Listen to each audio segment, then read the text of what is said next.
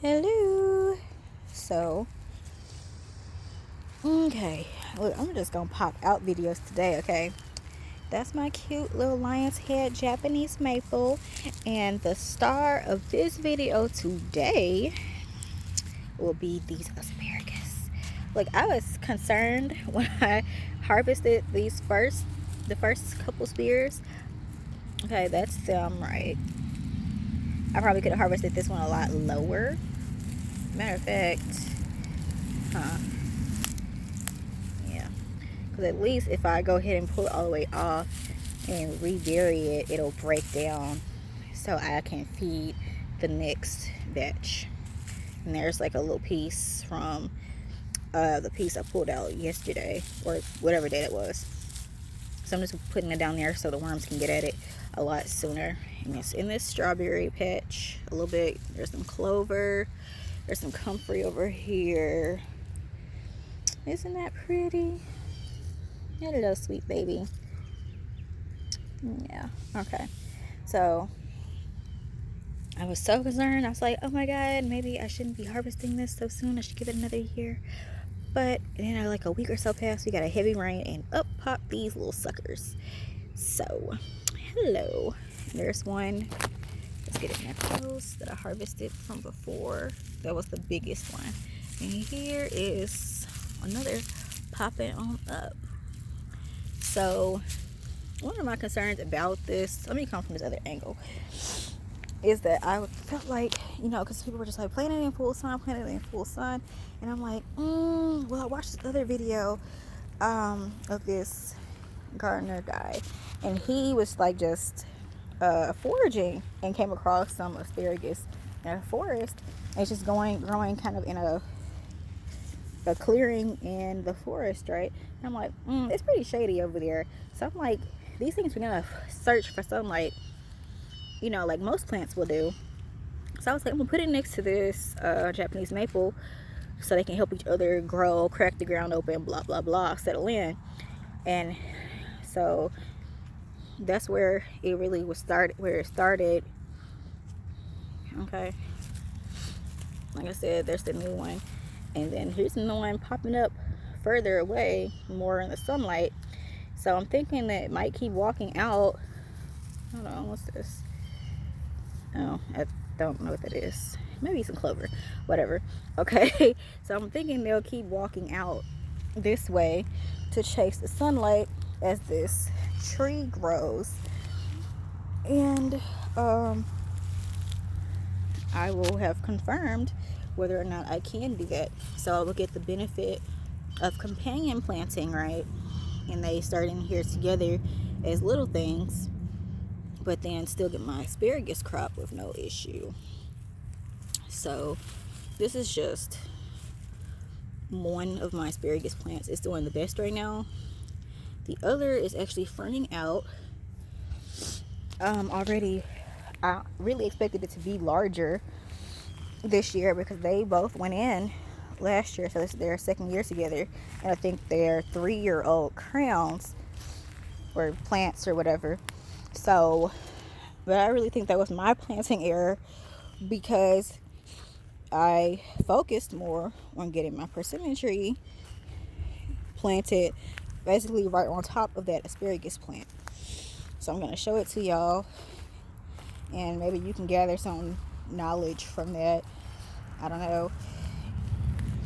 It's like, everything's an experiment, and I'm just trying to pack things in and disturb the ground as little as possible in the meantime. So this is the coffee cake persimmon. Did a scratch test yesterday, so I know it's still kicking. And I've just been piling on. Okay, it's what am I saying? It's planted directly into a pile of leaves and chipped tree. Then I started piling on more nitrogen sources to help all of that break down and settle down more. But this asparagus is running out. It's like so soft and lovely.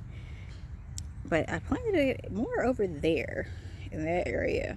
So I'm thinking this pile is probably preventing that from popping up.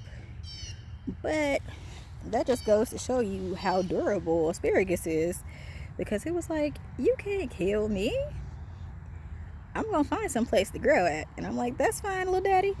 So it did that, and it's over here. So since this one is so small and I don't really have a choice because it basically popped up ferning, I'm just gonna go ahead and let it fern. So I'm hoping that'll give a little bit of shade to this persimmon tree this first year in the ground as it settles in, because the asparagus ferns, when they fern out, can get up to like 4 or 5 feet tall, and the other patch did get pretty tall during the summer last year. So with me doing this additional chopping and dropping and stuff, I'm hoping the combination of all of this, you know, worms come over here, start nibbling these all up, get this tree settled in nice and tight, and the asparagus will spread some more and get nice and tall and strong, right? So that next year I'll have another patch of asparagus. Well, in addition to the ones that are newly planted. I mean, I guess I can show it to you, but you can't see anything because I literally just did a no dig method on those. So I'm trying a couple different companion planting options with these asparagus plants. This is my apple tree, and then we have this row right here. Like, you can't really see it, like I said, because it hasn't popped up. I planted them right in here, no dig style, just dropped the mulch on top of them, and it's about time to start laying in the compost tea and chopping and dropping right on top. But also there are some strawberries in this field. So this, you know, actually some of these plants were already producing, like they were starting to pop up before I even got them in the ground. I'm like, how you gonna just grow some asparagus right here in the air just like that?